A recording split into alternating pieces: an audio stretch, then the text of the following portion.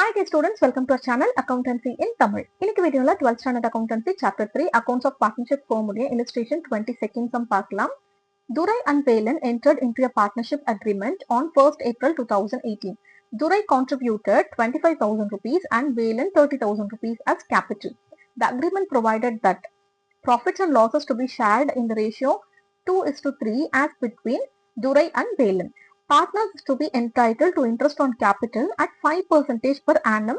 Interest on drawings to be charged Durai 300 rupees and Velan 450 rupees. Durai to receive a salary of 5,000 rupees for the year and Velan to receive a commission of 2,000 rupees. During the year, the firm made a profit of 20,000 rupees before adjustment of interest, salary and commission. Prepare the profit and loss appropriation account அப்படின்னு கொடுத்திருக்காங்க. So இந்த சம்ல துரை and Velan ரெண்டு பேரும் பார்ட்னர்ஸா இருக்காங்க. இவங்க profit and லாஸஸை 2:3 ரேஷியோல பிரிச்சுக்கிறாங்க. அண்ட் இன்ட்ரெஸ்ட் ஆன் கேபிட்டல் இந்த சம்ல 5% per annum கொடுத்திருக்காங்க. ஸோ ஃபர்ஸ்ட் நம்ம இன்ட்ரெஸ்ட் ஆன் கேபிட்டல் கண்டுபிடிக்கலாம். இந்த சம் பொறுத்த வரைக்கும் நம்ம ஜேர்னல் என்ட்ரிஸ் போட தேவையில்லை. டைரக்டா profit and loss appropriation account போட்டுக்கலாம். So profit and loss appropriation போடுறது ரொம்ப ஈஸி. நீங்க பேட்டர்ன் எல்லாமே கரெக்டா போட்டுட்டு ஃபர்ஸ்ட் கிரெடிட் சைட்ல ப்ராஃபிட் எவ்வளவு கொடுத்திருக்காங்க அப்படின்றத எடுத்து எழுதிக்கலாம். நமக்கு இந்த சம்ல ப்ராஃபிட் 20,000 rupees கொடுத்திருக்காங்க.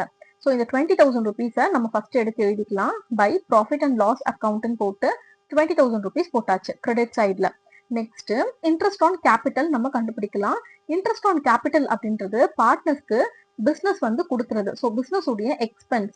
ஸோ எக்ஸ்பென்சஸ் எல்லாத்தையுமே நம்ம என்ன பண்ணணும்னா டெபிட் சைட்ல போடணும். ஸோ இன்ட்ரெஸ்ட் ஆன் கேபிட்டல்ல நம்ம டெபிட் சைட்ல போட்டுக்கலாம். To interest on capital account அப்படின்னு போட்டு துரை அண்ட் வேலன் ரெண்டுத்துக்குமே தனித்தனியா போடணும் இல்லையா? ஸோ துரை அண்ட் வேலன் போட்டு கால்குலேட் பண்ணலாம். துரையுடைய கேபிட்டல் அமௌண்ட் பாத்தீங்கன்னா 25,000 rupees. ஸோ 25,000 rupees இன்டூ 5/100 அப்படின்னு போடணும்.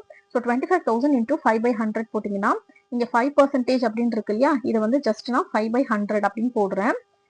ஸோ இங்க 2 0 இருக்கு இல்லையா? இந்த 2 0வை நம்ம கேன்சல் பண்ணிடலாம். 250 இன்டூ 5ன்னு நீங்க பண்ணீங்கன்னா 1,250 rupees வரும். ஓகேவா? இதுதான் துரையுடைய interest on capital amount. Next வேலனுடைய கேபிட்டல் 30,000 rupees. ஸோ 30,000 இன்டூ 5/100 அப்படின்னு போடணும். ஸோ 5/100 அப்படின்னு போட்டோம்னா 2 0வையும் நம்ம கேன்சல் பண்ணிடலாம். ஸோ 300 இன்டூ 5ன்னு மல்டிப்ளை பண்ணீங்கன்னா 1,500 rupees வரும். இதுதான் வேலனுடைய interest on capital. Okay. Next interest on drawings to be charged Durai 300, Velan 450 கொடுத்திருக்காங்க. இன்ட்ரெஸ்ட் ஆன் டிராயிங்ஸ் அப்படின்றது கம்பெனிக்கு இன்கம். ஓகேவா? ஸோ இன்கம் எல்லாத்தையும் நம்ம என்ன பண்ணணும்? கிரெடிட் சைட்ல போடணும்னு சொல்லியிருக்கேன் இல்லையா?